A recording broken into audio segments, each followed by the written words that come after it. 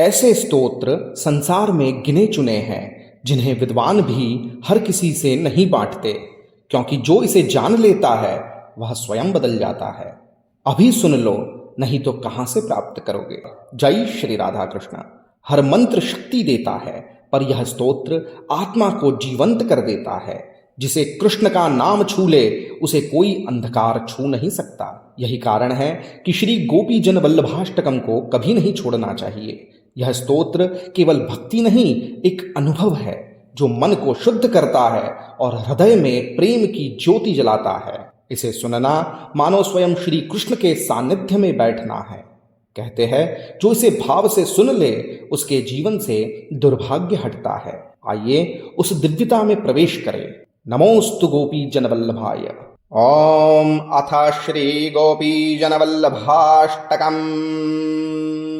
सरोजनेत्राय कृपायुताय मन्दारमाला परिभूषिताय उदारहासाय लसन्मुखाय नमोस्तु गोपीजनवल्लभाय आनन्दकन्दादिकदायकाय बकीबकप्राणविनाशकाय मृगेन्द्रहस्ताग्रजभूषणाय नमोस्तु गोपीजनवल्लभाय गोपाललीलाकृतकौतुकाय गोपालकाजीवनजीवनाय भक्तैकगम्याय नवप्रियाय नमोस्तु गोपीजनवल्लभाय मन्थानभाण्डाखिलभञ्जनाय हय्यङ्गवीनाशनरञ्जनाय गोस्वादुदुग्धामृतपोषिताय नमोस्तु गोपीजनवल्लभाय कलिन्दजाकूलकुतूहलाय किशोररूपाय मनोहराय पिशङ्गवस्त्राय नरोत्तमाय नमोस्तु गोपीजनवल्लभाय धराधराभाय धराधराय शृङ्गारहारावलिशोभिताय समस्तगर्गोक्तिसुलक्षणाय नमोस्तु गोपीजनवल्लभाय इभेन्द्रकुम्भस्थलखण्डनाय विशेषवृन्दावनमण्डनाय हंसाय कंसासुरमर्दनाय नमोस्तु गोपीजनवल्लभाय श्रीदेवकीसूनुविमोक्षणाय क्षत्रुद्धवाक्रूरवरप्रदाय गदासिशङ्खाब्जचतुर्भुजाय नमोस्तु गोपीजनवल्लभाय सरोजनेत्राय कृपायुताय मन्दारमाला परिभूषिताय उदारहासाय लसन्मुखाय नमोस्तु गोपीजनवल्लभाय आनन्दकन्दादिकदायकाय बकीबकप्राणविनाशकाय मृगेन्द्रहस्ताग्रजभूषणाय नमोस्तु गोपीजनवल्लभाय गोपाललीलाकृतकौतुकाय गोपालकाजीवनजीवनाय भक्तैकगम्याय नवप्रियाय नमोऽस्तु गोपीजनवल्लभाय मन्थानभाण्डाखिलभञ्जनाय हैय्यङ्गवीणाशनरञ्जनाय गोस्वादुदुग्धामृतपोषिताय नमोऽस्तु गोपीजनवल्लभाय कलिन्दजाकूलकुतूहलाय किशोररूपाय मनोहराय पिशङ्गवस्त्राय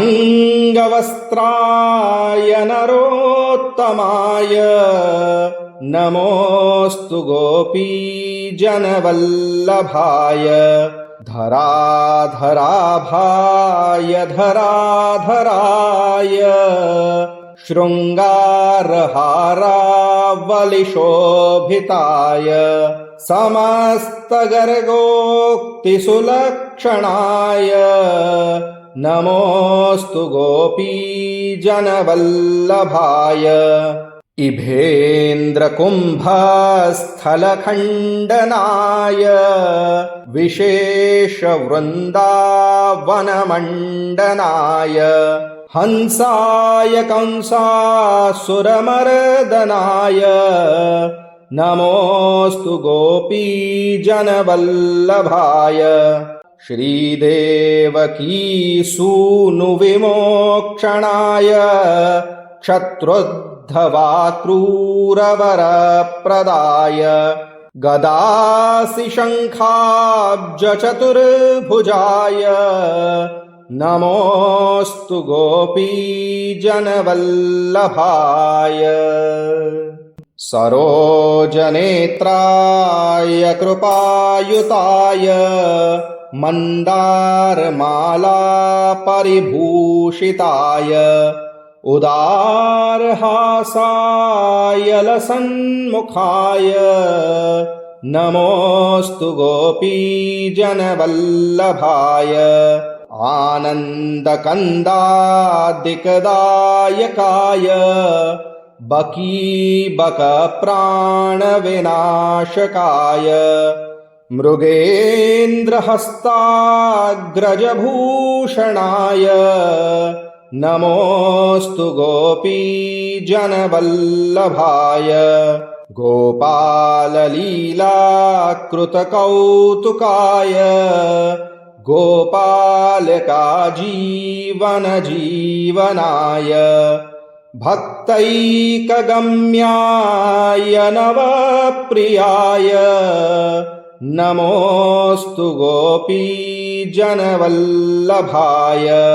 मन्थानभाण्डाखिलभञ्जनाय हैय्यङ्गवीणाशनरञ्जनाय गोस्वादुदुग्धामृतपोषिताय नमोऽस्तु गोपीजनवल्लभाय कलिन्दजाकूलकुतूहलाय किशोररूपाय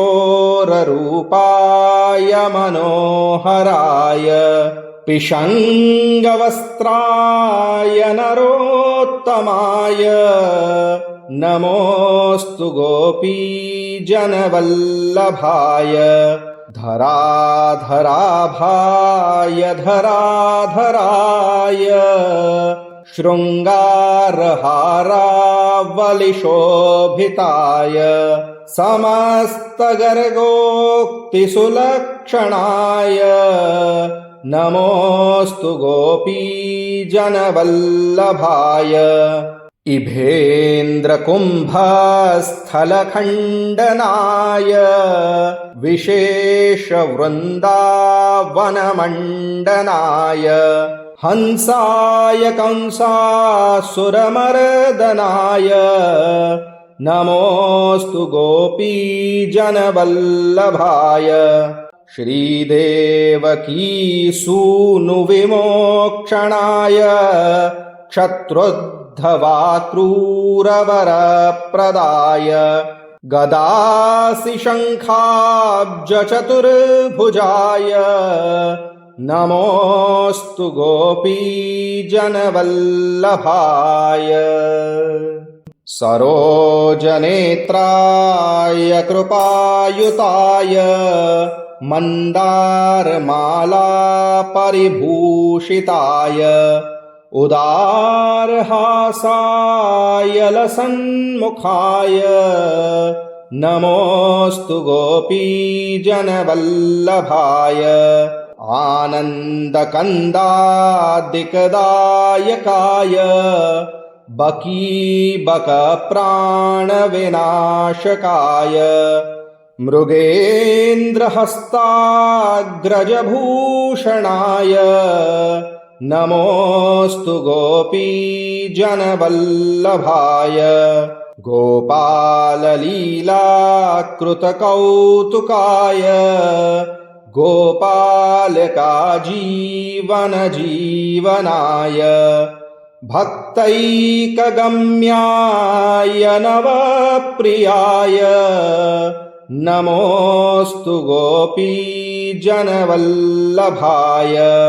मन्थानभाण्डाखिलभञ्जनाय हैय्यङ्गवीणाशनरञ्जनाय गोस्वादुदुग्धामृतपोषिताय नमोऽस्तु गोपीजनवल्लभाय कलिन्दजाकूलकुतूहलाय किशोररूपाय मनोहराय पिशङ्गवस्त्राय नरोत्तमाय नमोऽस्तु गोपीजनवल्लभाय धराधराभाय धराधराय शृङ्गारहारावलिशोभिताय समस्तगर्गोक्तिसुलक्षणाय नमोऽस्तु गोपीजनवल्लभाय इभेन्द्रकुम्भस्थलखण्डनाय विशेषवृन्दावनमण्डनाय हंसाय कंसासुरमर्दनाय नमोऽस्तु गोपीजनवल्लभाय श्रीदेवकीसूनुविमोक्षणाय क्षत्रोद्धवाक्रूरवरप्रदाय गदासि शङ्खाब्जचतुर्भुजाय नमोऽस्तु गोपीजनवल्लभाय सरोजनेत्राय कृपायुताय मन्दारमालापरिभूषिताय उदारहासाय लसन्मुखाय नमोऽस्तु गोपीजनवल्लभाय आनन्दकन्दादिकदायकाय बकीबकप्राणविनाशकाय मृगेन्द्रहस्ताग्रजभूषणाय नमोऽस्तु गोपीजनवल्लभाय गोपाललीलाकृतकौतुकाय गोपालकाजीवनजीवनाय भक्तैकगम्याय नवप्रियाय नमोऽस्तु गोपीजनवल्लभाय मन्थानभाण्डाखिलभञ्जनाय हैय्यङ्गवीणाशनरञ्जनाय गोस्वादुदुग्धामृतपोषिताय नमोऽस्तु गोपीजनवल्लभाय जनवल्लभाय कलिन्दजाकूलकुतूहलाय किशोररूपाय मनोहराय पिशङ्गवस्त्राय नरोत्तमाय नमोऽस्तु गोपीजनवल्लभाय धराधराभाय धराधराय शृङ्गारहारावलिशोभिताय समस्तगर्गोक्तिसुलक्षणाय नमोऽस्तु गोपीजनवल्लभाय इभेन्द्रकुम्भस्थलखण्डनाय विशेषवृन्दावनमण्डनाय हंसाय कंसासुरमर्दनाय नमोऽस्तु गोपीजनवल्लभाय श्रीदेवकीसूनुविमोक्षणाय क्षत्रुद्धवाक्रूरवरप्रदाय गदासिशङ्खाब्जचतुर्भुजाय नमोऽस्तु गोपीजनवल्लभाय। ॐ श्रीगोपीजनवल्लभाष्टकम्।